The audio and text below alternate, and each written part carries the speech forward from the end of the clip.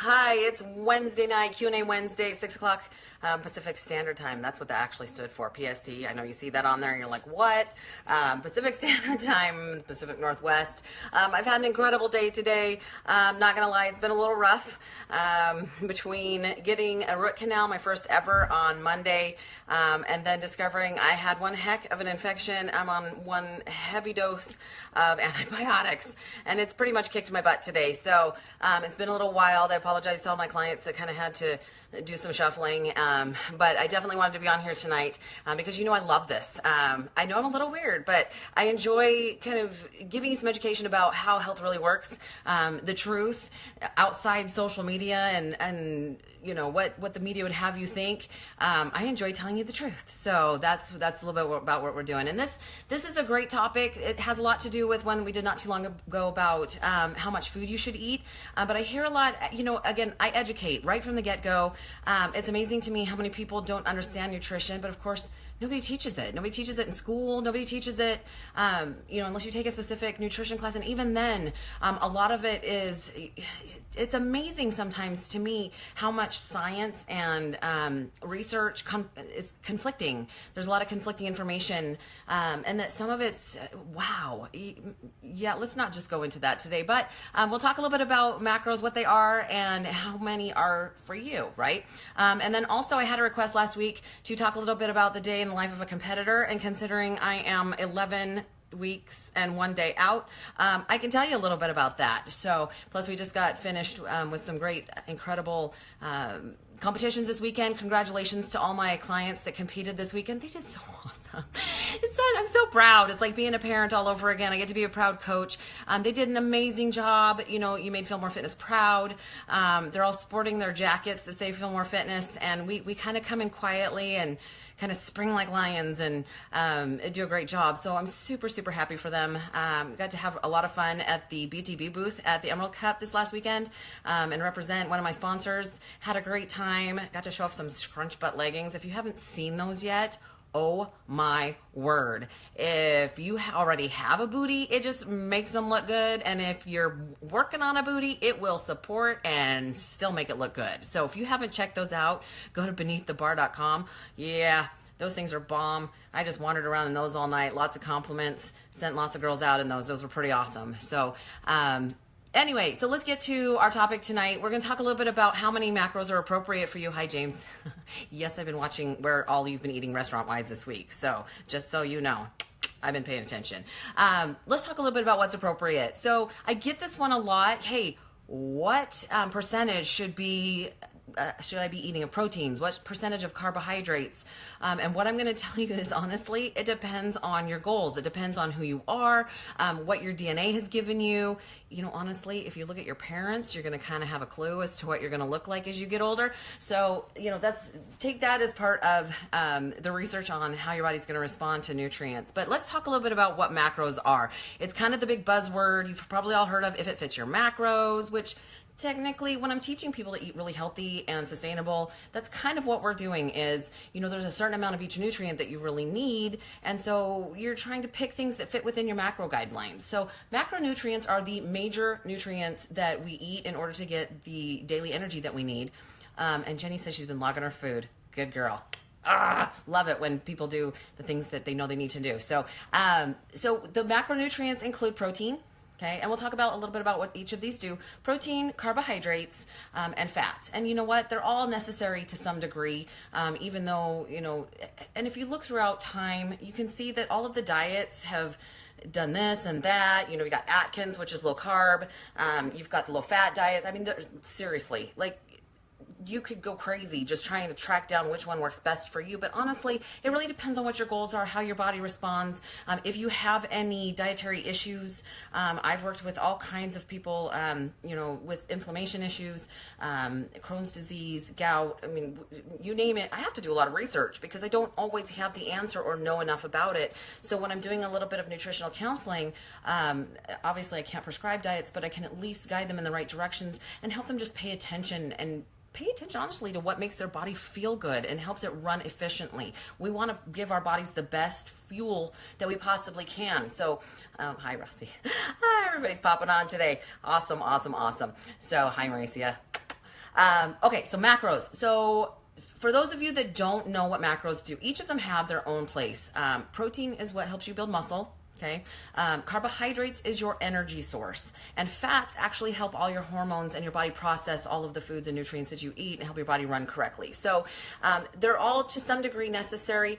The only one that you can truly live without is carbohydrates. Your body does actually know how to make glucose from proteins and fats. So although there's benefits to using carbohydrates. So again, going back to how much of each you should eat really depends on your goals. And I'll give you a couple of samples or a couple of examples in just a second. So now that you know what they do. So in each of those categories, however, there's good choices and there's not so good choices. Most of you hopefully know that, because if we look at the American diet at this point, yeah, again, a couple weeks ago, we talked about sugar, and I talked about the movie or a documentary called That Sugar Film. I just can't even look at grocery shopping the same anymore.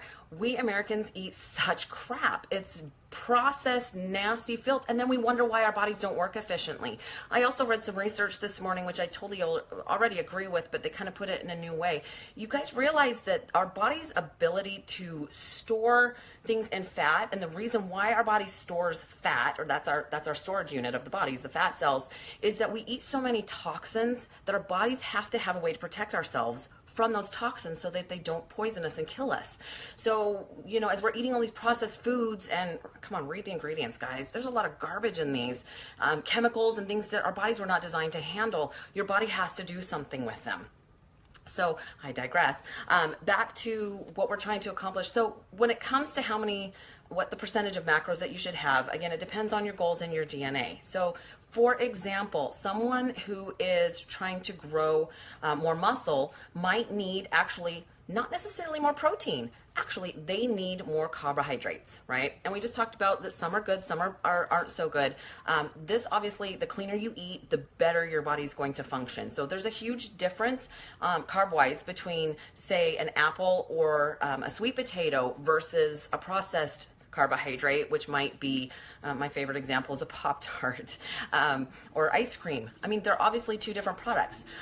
So keep that in mind, that when I'm talking about what your body needs, I'm talking about as clean and whole as you possibly can get. When it comes to things like beef, if you can do grass-fed, I know it's a little more expensive, but the best options are going to be the cleanest, most whole foods for you. So keep that in mind as we're talking. But somebody who wants to grow actually needs to have more complex carbohydrates. They need the energy source from the complex carbs so that their body doesn't rob the proteins and their muscle in order to break down and build the muscle. I know that it doesn't make sense, but our body has a specific way and a priority list of how it uses different nutrients for fuel. And our muscle can become one of them. So our body can become catabolic, or in other words, it might cannibalize our muscle trying to recreate itself. So for somebody who wants to grow, their carbohydrates might be much higher than their proteins and their fats. For someone who is obese and over 30-35% body fat, their carbs are going to be fairly low. Their proteins are going to be on the moderate side, but their fats are going to be a little bit higher. Fats are more satiating, okay, which means that they make you feel fuller, faster, and longer. They also, again, they're necessary in your body, and our goal there is to try and teach your body to burn fat as fuel anyway. So again, the ratio changes there. Now, someone who's just trying to lean out, you might have a little bit higher proteins, just because protein is a thermogenic nutrient. Your body actually has to work harder to burn it. So there is no one hard fast rule. And for those of you who choose more of a vegetarian or vegan lifestyle, not that it's just a different choice. It can be a little harder to do some of those nutrients, such as the proteins, because you're having to work with more plant-based items, but it is still doable. So again, it just really depends on what you're trying to accomplish. Same thing with someone who is maybe a long-distance runner or something that's more endurance style. You're going to have more carbs in order to have the endurance and the energy that you need without kind of petering out during the race or the activity that you're doing. So keep that in mind, that it's, when I work with someone, when we talk about what they should be eating, the first thing I do is ask, well, what are your goals? Because that makes the biggest difference. Then I take a look at, where they are, how they've gotten where they are, what their habits are according to how they grew up. We do base a lot of what we eat on how we were raised. So, my mother was a very, very busy mother, and bless her heart, she worked full time, and we learned a little bit that convenience was important. And so, that's one of the reasons why I grew up really kind of becoming a carb addict to quick carbs and processed foods, was that, back in the day when I was a kid, oh my gosh, I sound old now. I remember when TV dinners, we didn't even have microwaves at the time. We used to put them in the oven. But it was this new big thing. You put a TV dinner in the oven.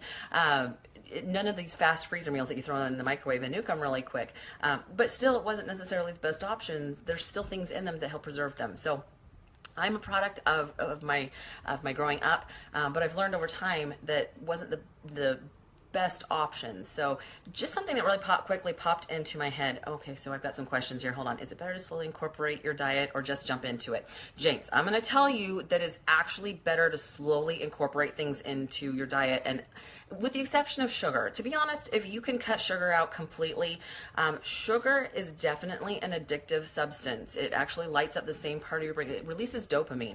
So your body actually becomes addicted to it. You get that quick high, that quick energy, and then of course it drops you for when you run out of the quick carbs, and then your body craves more because it wants that energetic functioning from it. So I actually try to teach my people to make 1 or 2 changes at a time so that you're not overwhelming yourself, right? It's very difficult to create an entire lifestyle all at once. Not only that, but there's a couple of downsides to losing quickly. This is something for an entirely different night, but just keep in mind that we just talked about that your fat cells are a storage unit, and when you release all those toxins all at once, guess what your body has to do with it?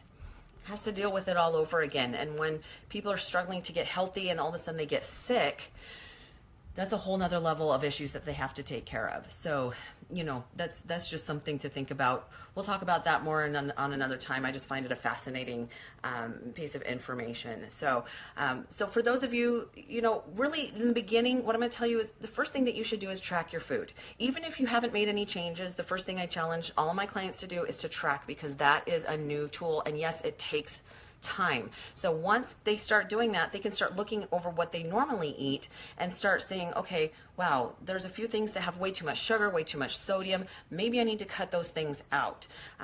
Wow, I'm not getting enough water. Maybe I should start adding some more water to my day, because water is a natural flush. Step by step. Otherwise, it's too overwhelming, right? 7 years later, okay, I've been doing this for just over 7.5 years. Couple things that I found in those 7 years. Number one, that you actually create a whole new body of cells, because your body, right, reproduces cells in order to regenerate and become, to keep living, because cells die out. Every 7 years, you're a whole new set of cells. Since I've been doing this for approximately 7-ish years, I've noticed some things. And the first one is that I actually don't crave candy anymore. I don't physically crave sugar. Not saying that I don't want a piece of chocolate, especially when I'm having a meltdown, or that I don't appreciate the chocolate, especially the dark chocolate with something in it. Yeah, just take notes. But I just don't crave those things the same as I used to, because I'm a totally different person. I've had these habits long enough, and granted, it was a progression. It wasn't a quick, fast drop at all. But I've become a different person in 7 years. So not only are my habits different, my food intake is different. And when I do eat processed food, my body actually responds in a pretty negative way, enough to convince me that I don't want to keep eating that way. So keep that in mind, that it does change, but it takes consistency long enough to get to that point. So hopefully that's helpful. Again, just start tracking. When it comes to what's perfect for you and what we call dialing it in, that takes a little bit of time of working with someone who, again, knows your goals, knows your body, knows your background, and can kind of do a little bit of trial and error, but kind of work with some science with you. So keep that in mind. Okay, any questions? That was a good question, by the way. I appreciate that. I love everybody, and when they come in and want to communicate at the same time, it's so great, because I love answering questions. Okay, so second question, or second topic for today is, the day in the life of a competitor. So, of course, I'm insane, so keep that in mind. But I've also been doing this for a few years, so I'm pretty used to it. The first thing I want to talk about when it comes to, to be honest, any sort of athletic any athlete.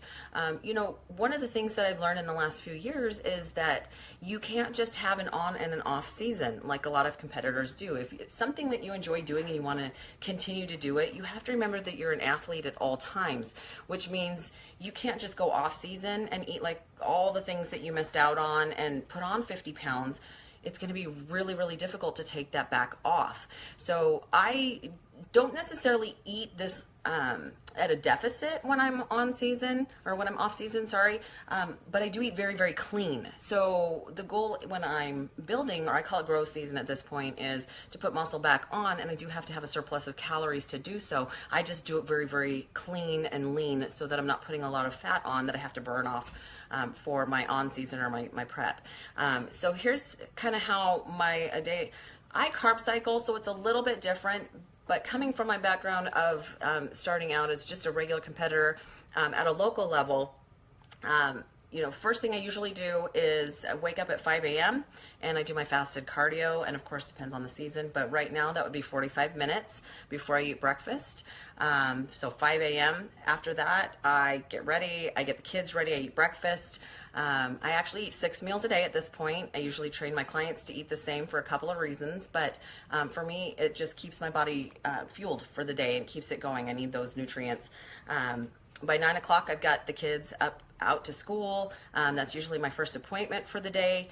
I actually have to base my work around a couple of things. Number one, my food. So for those of you that tell me you don't have time to eat, or that you don't remember to eat, my thoughts are, oh my gosh, I base my entire day around my food, because that's what works for me. That's how I have the physique that I do at this point.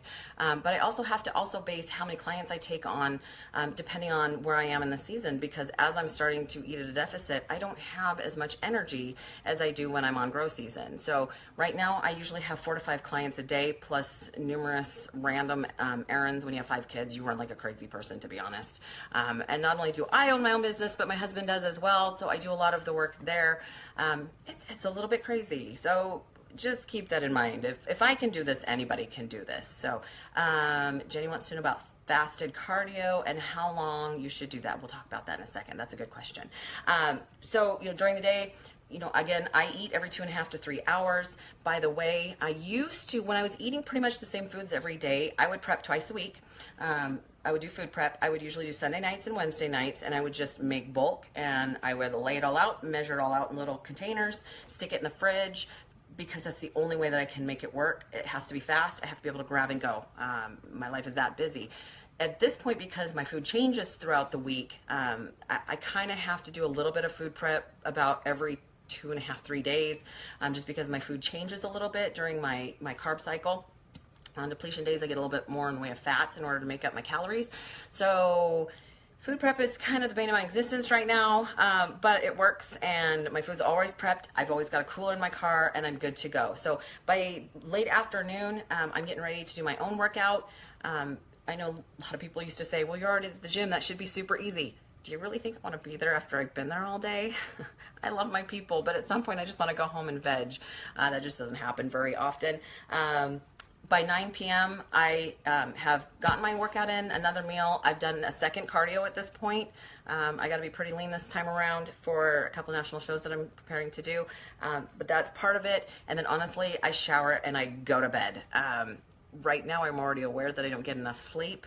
I'm up at 5. I try to be in bed by 10, but I'm not always asleep till 11. So I am wearing my Fitbit to track my sleep. It's not to track my activity at this point. I already know what my activity is.